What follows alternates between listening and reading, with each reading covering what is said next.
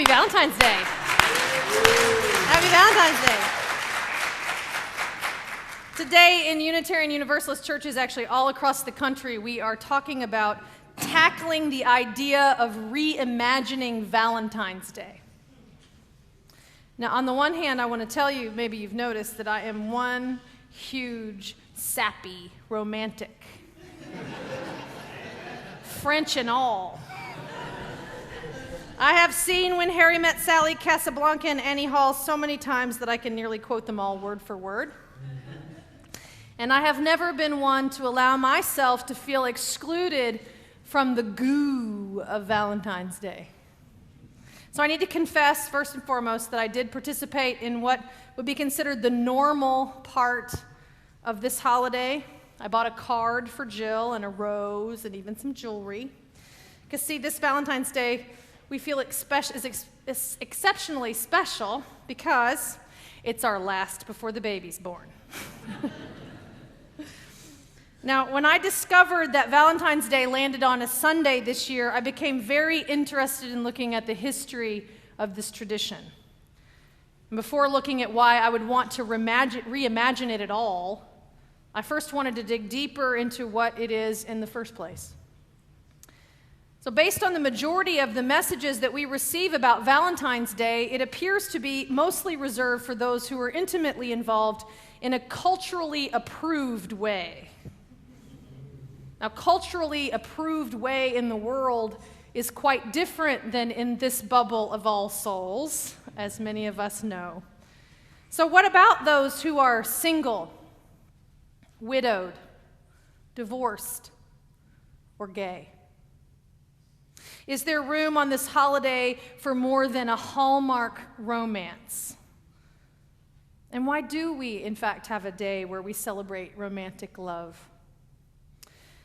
Well, Saint Valentine was not always a saint.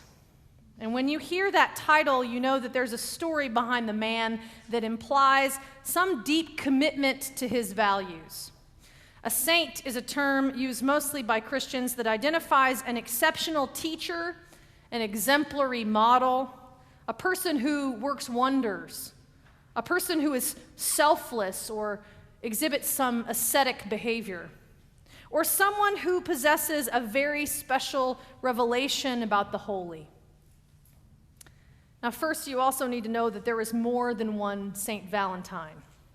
The one most frequently associated with February 14th, though, is Valentine of Terni, underscored by cell phones. Terni. The history and the lore are actually, though, very intertwined and frankly difficult to pull apart. You also need to know that the historians during the medieval period of history rewrote a lot of St. Valentine's story, and they used a pretty broad brush. So they embellished to support an idea of chivalry along with the Renaissance that still influences our American sense of what romance is today. So St. Valentine was a priest in the 3rd century under the Roman Empire. And the story goes that this emperor, believing single men made better soldiers, made it illegal for soldiers to marry. Now, I find that interesting today when some 1,700 years after Valentine, we are in the midst of a reassessment of don't ask, don't tell in our own military. But Valentine found this idea of married versus unmarried soldiers to be absurd. And despite the law, he secretly married men, soldiers, to their beloved. Now, eventually, his resistance was discovered and St. Valentine was jailed. Now, while in jail, the story goes that he then fell in love with his jailer's blind daughter. Another no-no for a priest, mind you. While in jail, Valentine also, in theory, healed her of her blindness. And lastly, as the lore goes, before his execution, Valentine wrote a letter to his no longer sight-impaired beloved, professing his affection for her, and signed it, "Your Valentine." Maybe we could all use a once-a-year reminder of those who have resisted the status quo in the name of love. Maybe once a year we could all use a little cure from our own blindness, our blindness to the fact that love actually is all around us, and that we, in fact, are its messengers. Now, as is expected, early Christians were, of course, infamous for usurping other pagan holidays, and Valentine's Day is no exception. Valentine's Day was also, on the same time frame, a local festival in ancient Rome called Lupercalia, which was observed February 13th through the 15th. And it was an archaic rite that was connected to fertility. And in the ancient Athenian calendar, the period between mid-January and mid-February was the month of Gamaliel, dedicated to the sacred marriage of Zeus and Hera.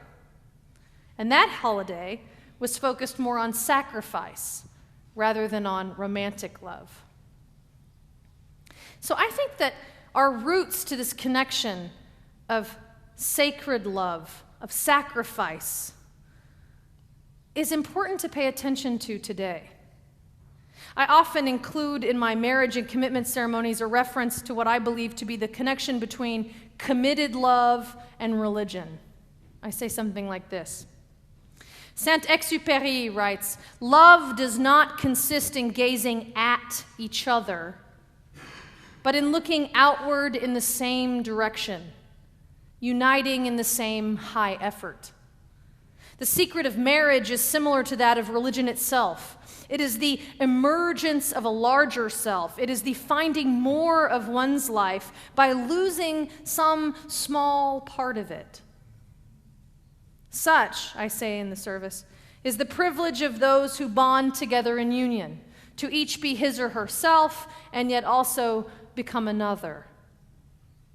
So covenantal relationship or marriage is the privilege to face the world strong with the strength of two, wise with the wisdom of two, and brave with the courage of two. That is what commitment does. That is what community ought to do. Force us to make choices based on our vows or our covenants, based on what we profess to value in this world.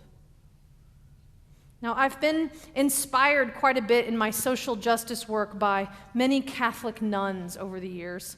And you may not know this, but many of them wear a wedding ring, even though they're not permitted to marry. They wear a ring to show that they're betrothed to the church.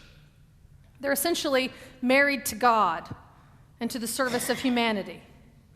And some would even say that they're married to Jesus. Now, the ring is normally given when the sister professes her vows. Some orders pass down the rings of other women in the order who have come before them. Some receive new rings with special engravings on them that connect them to their order. And even though these women are set apart from the world in that way by not being allowed to marry an earthly partner, I find this kind of dedication immensely inspiring. One sister who was a teacher once told me that she couldn't imagine it any other way. There's just too much work to do, she'd say. Because she has no family or husband, she can make time for her students, for her work, for her prayers. And I respect that. There are so many choices to be made from such an infinite number of possibilities about how we choose to be in the world and each of the things that are tugging at us for our attention.